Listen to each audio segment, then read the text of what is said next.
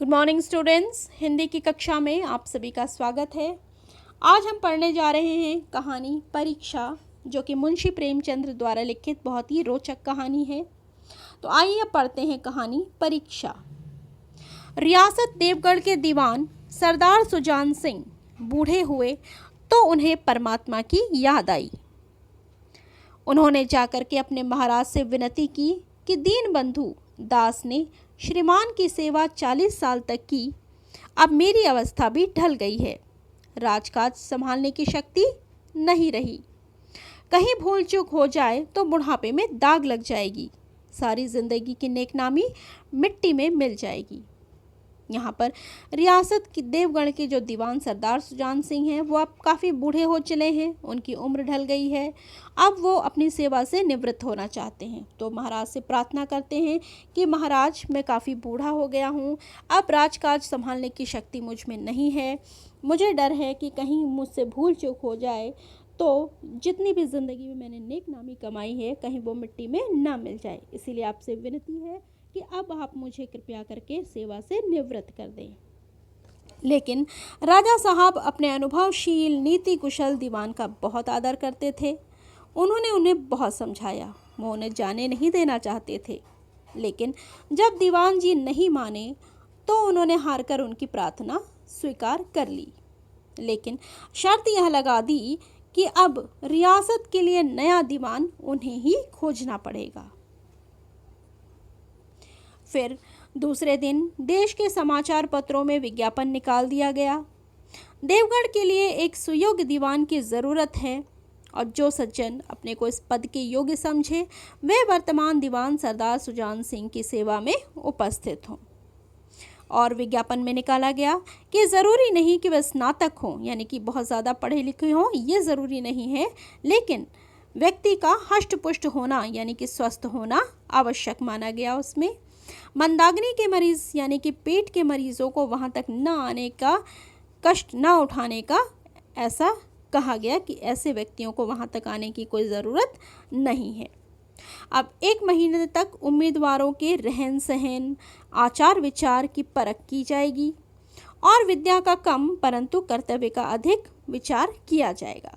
और उस विज्ञापन में ऐसा निकाला गया कि जो भी उम्मीदवार वहाँ पर आएंगे उनकी विद्या पे कम जोर दिया जाएगा, लेकिन उनके रहन सहन, उनके आचार विचार और उनकी कर्तव्य परायणता को हम ज़्यादा परखेंगे। इस तरह से उस विज्ञापन में निकाला गया।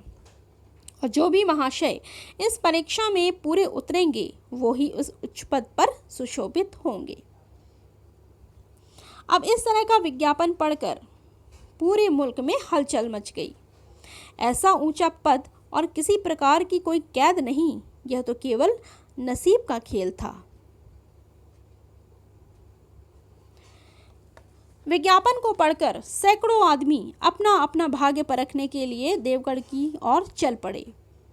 अब देवगढ़ में नए नए और रंग बिरंगे मनुष्य दिखाई देने लगे। प्रत्येक रेलगाड़ी में उम्मीदवारों की एक रेला सा उतरता। हर तरफ से लोग चले आ रहे थे। कोई पंजाब से चला आ रहा था तो कोई मद्रास से, कोई नए फैशन का प्रेमी था तो कोई पुरानी सादगी पर मर मिटा हुआ। पंडितों और मौलवियों को भी अपने अपने भाग्य की परीक्षा लेने का अवसर मिला, यानी सब तरह के लोग आए, सभी धर्म के लोग आए, सभी अपने नसीब को आजमाना चाह रहे थे। बेचारे सनत के नाम को जो रोया करते थे वहाँ उसकी कोई ज़रूरत ही नहीं थी। जो पढ़े लिखे लोग थे, बहुत ही ज़्यादा पढ़े लिखे, स्नातक और प्रमाण पत्र वाले डिग्री धारक, ज़्यादा उनकी ज़रूरत नहीं थी। इस चीज़ पे ज़्यादा जोर नहीं दिया गया था विज्ञापन में। रंगीन चोंगों और नाना प्रकार के अंगरखे और कंटोक देवगढ़ में अपनी सज धज दिखाने लगे, यानी देवगढ़ में नए नए चेहरे घूमने लगे। लेकिन सब विशेष संख्या ज़्यादातर किसकी थी? स्नातकों की, पढ़े लिखे डिग्री धारकों की थी।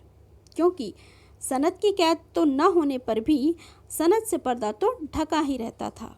हालांकि उस विज्ञापन में सनत के लिए बहुत जोर नहीं दिया गया था, यानी कि किसी भी डिग्री प्रमाण पत्र का जोर नहीं दिया गया था।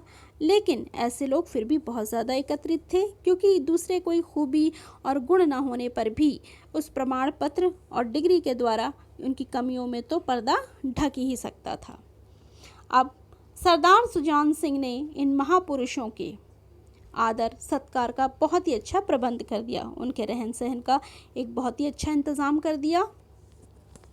और ये लोग अपने अपने कमरों में बैठ के रोज़ेदार मुसलमानों की तरह महीनों के दिन गिनने लगे। जैसे रोज़ेदार मुसलमान अपने रोज़ा खोलने के लिए जो दिन गिनते रहते हैं, इसी प्रकार अब ये लोग अपने नसीब के फैसले के लिए अपने दिन को गिनने लगे। और सब कोई अपने आप को बहुत ही अच्छा प्रमाणित करने में लगा हुआ था, अपनी बुद्धि के अनुसार अच्छे रूप में दिखाने की बहुत कोशिश कर रहा था। सभी बनावटी बने हुए थे इस समय, सभी बनावटी होने का दिखावा कर रहे थे। जैसे मिस्टर जो कि 9 बजे दिन तक सोया करते थे, आजकल वे बगीचे में टहलते हुए उषा का दर्शन करते थे। मिस्टर जिनको हुक्का पीने की बहुत लत थी, लेकिन आजकल बहुत रात गए किवाड़ बंद करके अंधेरे में वो सिगार पी रहे थे, जिससे कि कोई उनको देख ना सके। मिस्टर स और ज से उनके नौकरों पर घरों में नाक में दम रहता था। ऐसे व्यक्ति जो कभी अपने घरों के नौकरों के नाक में दम किया करते थे, उन्हें तंग किया करते थे, आजकल तो नौकरों से बिना आप और जनाब के बात ही नहीं कर रहे थे। मिस्टर जो कि नास्तिक थे, हक्सले के उपासक थे, मगर आजकल उनकी धर्मनिष्ठा को ऐसे देखकर लगता था कि मानो वो तो पुजारी के पद पर ही नियुक्त होने के लिए यहाँ पर आए हों, ऐसी शंका लगी रहती थी। अब मिस्टर को किताबों से बहुत घृणा थी, परंतु आजकल वे बड़े बड़े ग्रंथों को पढ़ने में एकदम डूबे रहते थे। जिससे बात कीजिए वही नम्रता और सदाचार का देवता बना मालूम होता था।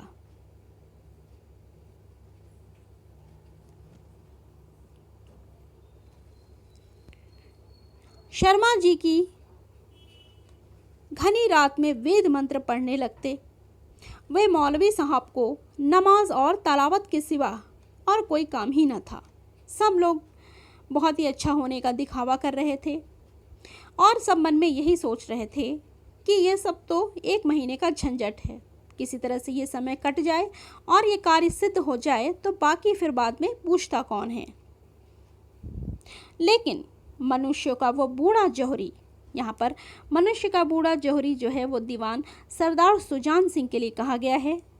मनुष्य का वो बूढ़ा जौहरी आड़ में बैठा हुआ, यानी कि चोरी छुपे इन सब की हरकतों पर नज़र रखे हुए था और इन्हीं बगुलों में हंस को ढूंढ रहा था कि इन्हीं बगुलों में हंस कहाँ छुपा है, यानी कि एक सुयोग्य दीवान को तलाश रहा था।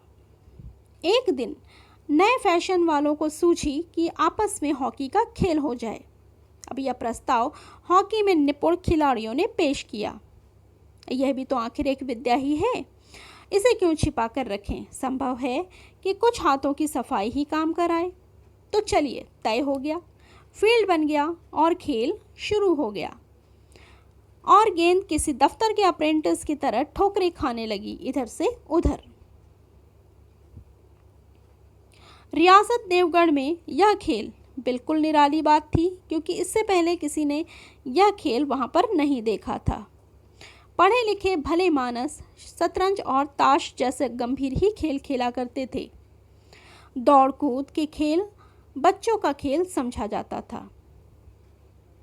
तो इस पार्ट में बस इतना ही। आगे की कहानी हम अपने दूसरे वीडियो में कंटिन्यू करेंगे। तब तक के लिए धन्यवाद।